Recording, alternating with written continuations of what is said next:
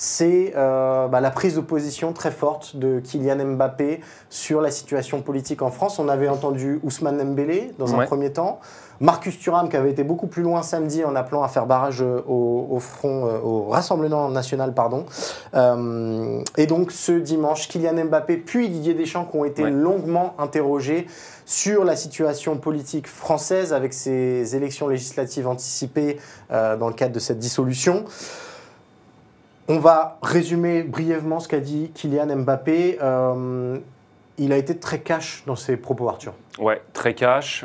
Alors, il a imité Marcus Thuram dans le côté cash de sa prise de position, mais il n'est pas allé aussi loin que l'interiste, dans le sens où Marcus Thuram s'est clairement positionné contre le Rassemblement national, là où Kylian Mbappé s'est positionné contre les extrêmes dans leur globalité. Ça peut paraître rien, mais pour les gens qui suivent peut-être un peu plus la politique, c'est quand même un peu plus qu'un détail.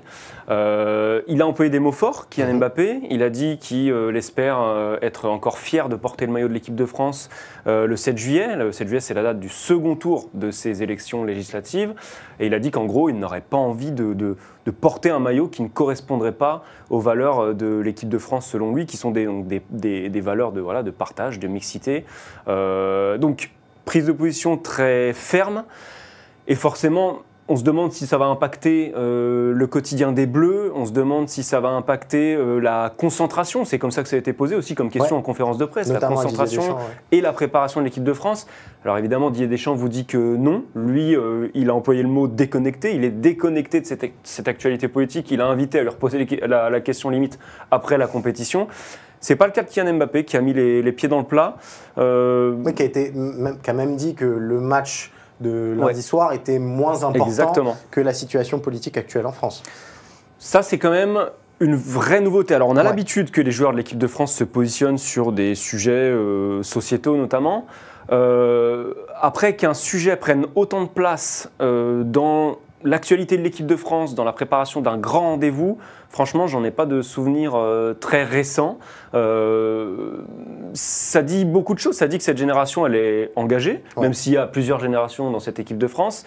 Et ça vient nous prévenir aussi que cette compétition, elle ne sera plus lue de la même manière. Qu'il y ait victoire, qu'il y ait élimination précoce, on ne va pas analyser cette compétition de la même manière. Et je ne sais pas si les joueurs vont être perturbés, mais il y a une chose qui est certaine, c'est que ce sujet, il va les accompagner tout au long de la compétition. On le rappelle, il y a les 2 tours de ces législatives.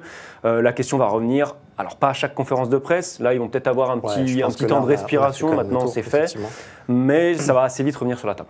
Ouais, ce qui est intéressant, il y a plusieurs choses. Effectivement, tu l'as dit, on n'a pas l'habitude qu'une conférence de presse tourne autant autour d'une seule et même question, qui est une question quand même très éloignée du terrain.